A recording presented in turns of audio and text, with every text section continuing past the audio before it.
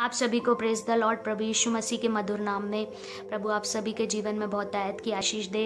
ये वीडियो को बनाने का मेरा पर्पस प्रभु यीशु मसीह को महिमा देना है, क्योंकि परमेश्वर का वचन जो मैंने प्रेरितों के काम में पढ़ा उसमें इस प्रकार लिखा है, प्रेरितों के काम 20 उसके 21 में, वरन यहूदियों और यूनानियों के सामने गवाही देता रहा कि परमेश्वर की ओर मन फिराना और हमारे प्रभु यीशु मसीह पर विश्वास करना चाहिए।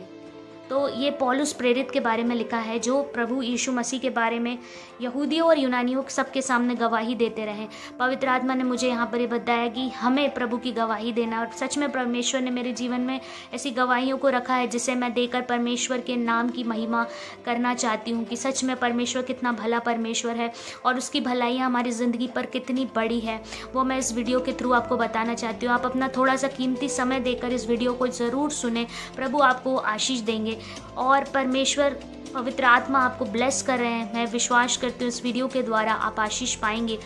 ये उस समय की बात है जब मैं 14 या 15 ईयर्स की थी, 14-15 साल की मेरी उम्र थी, और उस समय में मेरे जीवन में एक परेशानी आ गई।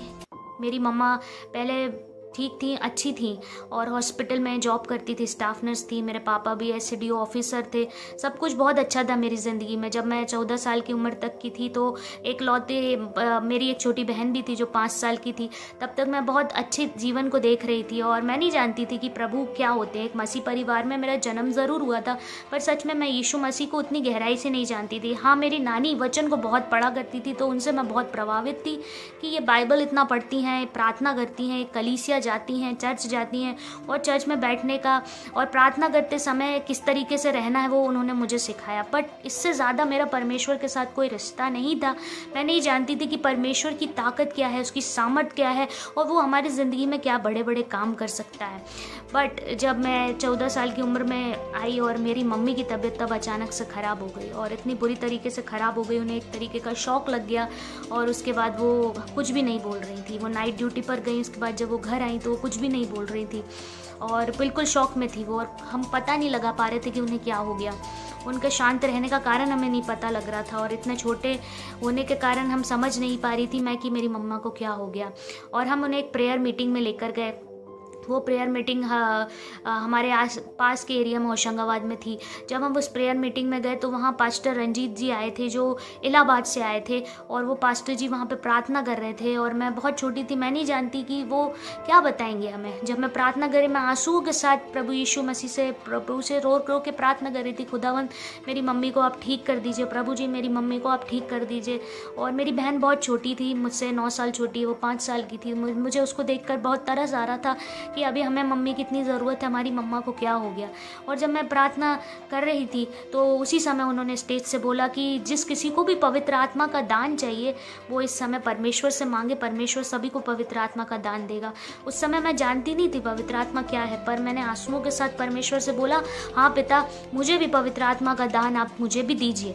और जैसे ही मैंने प्रार्थना करी उसके बाद मुझे एकदम से बहुत झटका लगा और शौक लगा, और मुझे अपने शरीर में एक अजीब तरह की ताकत और एहसास महसूस हुआ। उसके बाद वहाँ के वॉलंटियर्स आए और वो मुझे लेकर कब स्टेज पर पहुँच गए मुझे पता नहीं। मेरी आंखें बंद थी, मेरी आंखें खुल ही नहीं रही थी, और पास्टर जी ने मुझे अपने पास बुलाया स्टेज पर, और उन्होंने मेरे ऊपर हाथ रखा। और उसके बाद मैं गिर गई, और उन्होंने बोला कि परमेश्वर ने तुम्हें ज्ञान और बुद्धि का आत्मा प्रदान किया है। और उसके बाद मुझे ऐसा लगा, जब मैं गिरी तो ऐसा लगा जैसे वो स्वर्ग स्थान है, इतना सॉफ्ट, जैसा कोई गद्दा, ऐसी कोई रुई नहीं बनी होगी, इतना सॉफ्ट था, जैसे सच में परमेश्वर की गोदी में गिरने का अनुभव मुझे हुआ। और मैंने वो अनुभव पाया और मैंने पवित्र आत्मा पाया उस समय में। और जब मैं आंखें बंद कर कर स्टेज पर से मुझे ले जा रहे थे, मुझे तो पता नहीं था कि मैं कहाँ जा रही हूँ, क्या कर रही हूँ। थोड़ी दूर भी मैं नहीं पहुँच पाई थी, और उसके बाद एकदम से मेरी भाषा बदल गई और मेरे मुँह से अन्य अन्य भाषाओं के शब्द निकलने लगे, और मैं बहुत उत्साहित हो गई। मैं समझ नहीं पा रही थी क्या हो रहा है मेरे साथ। परमेश्वर के आनंद से भर गई और परमेश्वर की उपस्थिति से भर गई। और थोड़ी समय बाद मैंने देखा कि मेरे आगे एक बच्चा खड़ा है जिसका हाथ में कोई समस्या है, और वो उसके लिए प्रार्थना कर रहा है। तो मैंने थोड़ी देर में उसके लिए प्रार्थना की। उसी समय में मैंने देखा कि वो थोड़ी देर बाद गवाही देने के लिए गया है कि परमेश्वर ने उसे भी चंगाई दी।